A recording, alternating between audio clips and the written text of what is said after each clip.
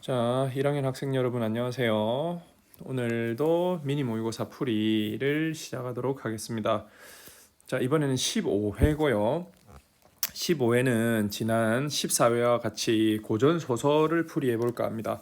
자, 이번 시간에 할 작품은 수경낭자전이라는 작품입니다. 자, 알다시피 문학은 항상 보기에서 출발한다는 걸로 알고 있을 겁니다. 자, 그래서 먼저 12번 보기로 한번 가볼게요. 자, 12번 보기.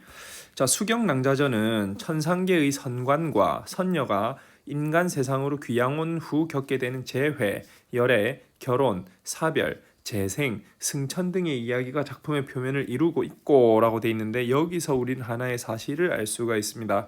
선관과 선녀가 인간 세상으로 귀양 온 후라는 부분입니다. 자, 우리는 요걸 갖다가 적강 모티프라고 하는데, 자, 자주 나오죠. 자, 하늘에 있었던 하늘나라에서 신선 선녀였던 사람들이 하늘에서 연애를 하거나 뭔가 죄를 짓습니다. 그래서 이 사람들이 땅으로, 그러니까 여기는 인간계가 되겠죠. 인간이 사는 세상으로 쫓겨납니다. 쫓겨났다가 거기에서 여러 가지 고난을 겪고 그 고난을 해결한 뒤에 다시 하늘로 돌아온다는 구조를 지닌 모티프를 우린 적강 모티프라고 하고, 고전 소설에서 굉장히 많이 활용되는 모티프입니다. 자, 그러니까 요거를, 이 적강 모티프를 잘 기억해 주시고, 그리고 우리 모의고사 칠 때 나왔던 그 숙향전도 이 적강 모티프를 가지고 있죠. 자, 그래서 이 적강 모티프가 그 당시 고전 소설이 지어질 때 굉장히 유행했던 형태다. 자, 그렇게 기억을 해주시면 되겠습니다. 자, 그 뒤에 보기 뒷부분 보겠습니다. 자, 봉건 사회의 규범과 유교적 도리에 맞선 주인공의 사랑에 대한 욕구가 그 이면을 이루고 있다라고 되어 있습니다. 그러면 알 수 있는 거는 주인공은 사랑을 굉장히 중요한 사람이고 하늘나라에서 내려온 사람이다. 이렇게 이해를 하면 되겠네요. 자, 빠르게 한번 읽으면서 내용 정리를 해 보겠습니다. 자, 작품의 초반부를 보시면 어떤 내용이 있냐면, 조선 세종대왕 때 경상도 안동 땅에라는 내용이 나와 있습니다. 자, 요거를 보고 우리가 알 수 있는 거는, 이 작품의 배경이 조선 세종대왕 때 시기가 이렇다는 걸 알 수가 있고요. 시간적 배경. 그리고 경상남도 안동 땅이라고 나와 있는 것에서 공간적 배경을 알고 있습니다. 자, 보통은 잘 안 나오는데 고전 소설에서 이런 식으로 명확한 시기, 그러니까 시간적 배경을 제대로 제시를 해주고요. 그리고 상세한 지명을 제시해주는 경우가 있습니다. 자, 요렇게 우리가 고전소설 같은 걸 읽을 때 시기와 지명을 분명하게 제시할 때 뭐를 분명하게 드러낸다고 하냐면, 이야기의 사실성.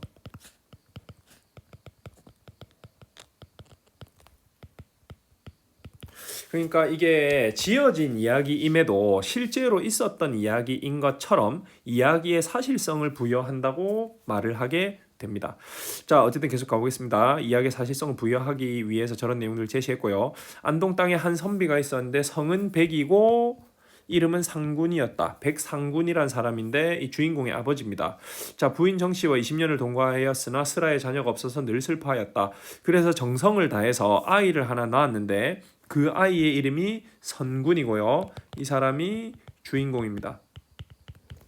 자, 선군은 하늘나라에서 어떤 벼슬을 하던 사람이었는데 죄를 지어서 이 수경낭자와 서로 연애하다가 이 옥황상제가 보기 싫었겠죠. 그래서 땅으로 보내버렸습니다.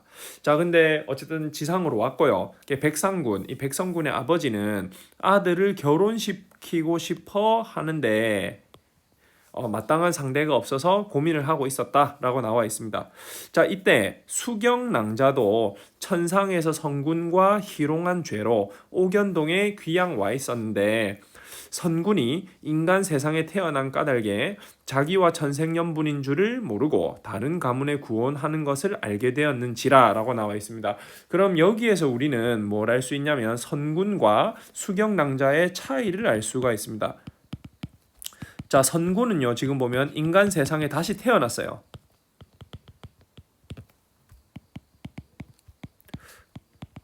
근데 수경낭자는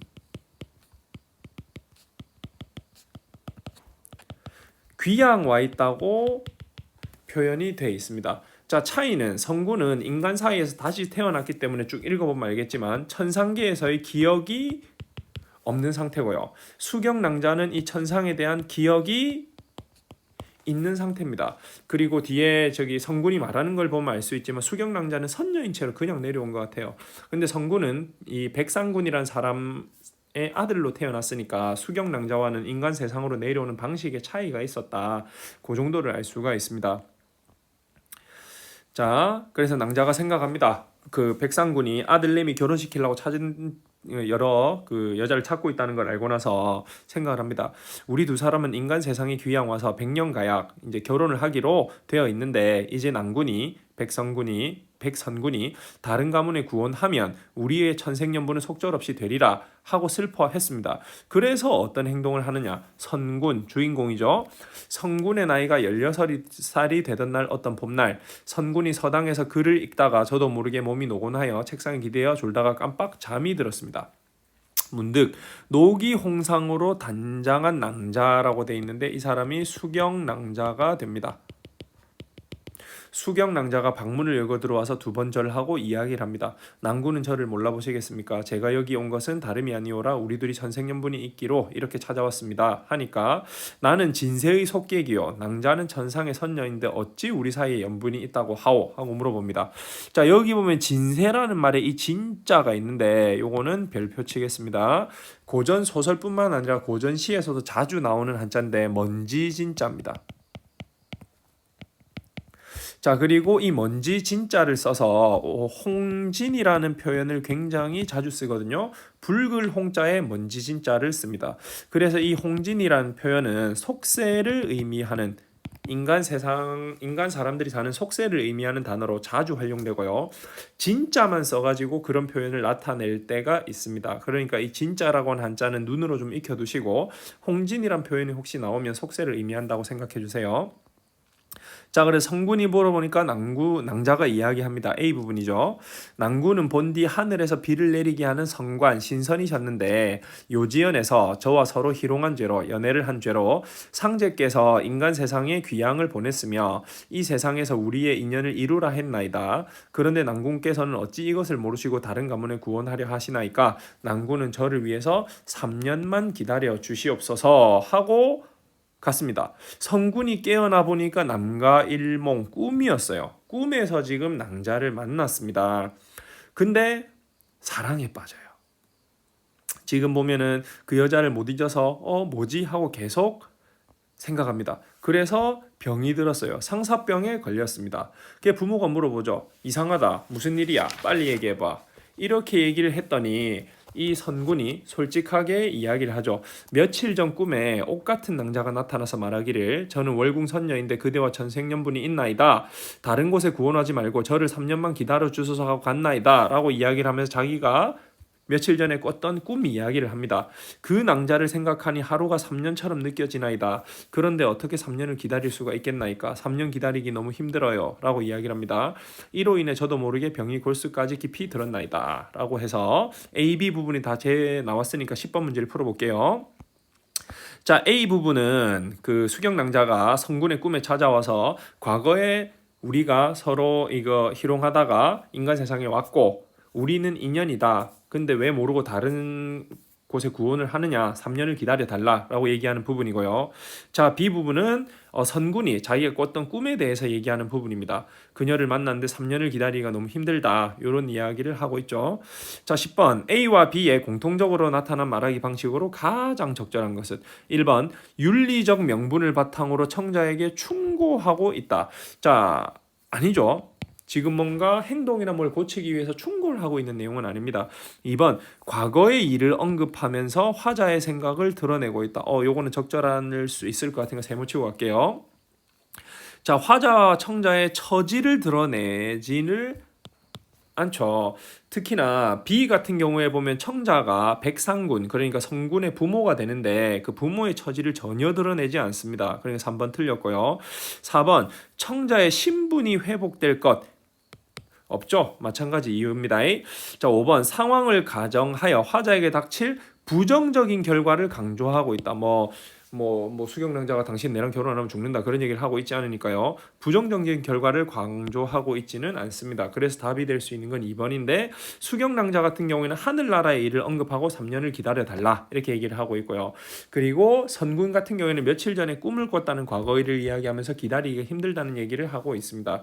그러니까 2번이 가장 적절한 것 같습니다. 자, 중략 부분 줄거리로 갈게요. 자, 중략 오시면 자, 상사병을 앓던 성군은 3년을 기다려야 수경낭자와 결혼할 수 있다는 금기를 깨고 수경낭자와 결혼하여 남매를 두고 행복하게 지낸다. 근데 금기를 깼습니다. 무슨 일이 생기겠죠. 자, 선군이 이제 부모의 명으로 과거를 보기 위해 상경했을 때 수경낭자는 다른 남자와 몰래 만난다는 매월의 모함으로 자결하고 까지가 나와 있는데 여기에 생략된 내용이 너무 빠졌거든요. 설명을 하면 선군이 과거 시험을 치러 가다가 수경낭자를 너무 보고 싶어서 가다가 돌아옵니다. 그래서 수경낭자가 달래서 잘하고 오세요 하고 다시 보냈는데 또 돌아옵니다. 근데 선군이 돌아와서 수경낭자와 방에 있을 때 백상군, 이 선군의 아버지가 남자의 목소리를 들어요. 이건 뭐야 하고 의심에 빠졌을 때 이 매월이라는 사람이 모함을 합니다. 외간 남자를 들여서 수경낭자가 바람을 피웠다라고 이야기를 하고 이 상군이 의심을 하고 막 이렇게 추궁을 하니까 이 수경낭자는 자살을 해요. 자결을 하게 됩니다. 자, 그러고 나니까 이 백상군이 급해졌어요. 왜? 아들내미가 돌아오면 큰일 날 것 같잖아요. 그래서 생각을 한 게 마을에 괜찮은 교수인 임소저와 이 백선군을 맺어주면 아마 수경낭자를 잊고 잘 지내지 않을까라고 해서 임소저를 이 선군의 아내로 지정을 해 놓습니다. 근데 선군은 장원급제를 했어요. 1등 했죠. 과거 시험에서. 그래서 수경낭자가 보고 싶어서 집으로 돌아옵니다. 자, 그래서 아버지를 만났어요. 상공이라고 나와 있는데 이 사람은 백상군이고요. 그리고 한림이라고 나와 있는데 여러분 고전 소설을 읽다가 보면 사람의 호칭으로 한림이란 표현이 자주 나오거든요. 한림은 벼슬 하는 사람 정도로 생각을 해주면 될 것 같습니다. 그리고 이 한림은 백성군이 됩니다. 자, 그래서 아버지가 아들한테 얘기를 하겠죠. 임씨랑 결혼해라 라고 이야기를 합니다. 자, 근데 뭐 설득하는 게 좀 군색하죠. 너 같은 대장부가 어찌 한 부인만 둔 채 세월을 보낼 수 있겠느냐. 그래서 임진사 땡 낭자가 미인이라고 하니까 결혼해라 라고 이야기를 하니까 성군이 대답을 합니다. 뭐라고 이야기를 하느냐. 여기서도 꿈이 중요하게 작용을 하죠.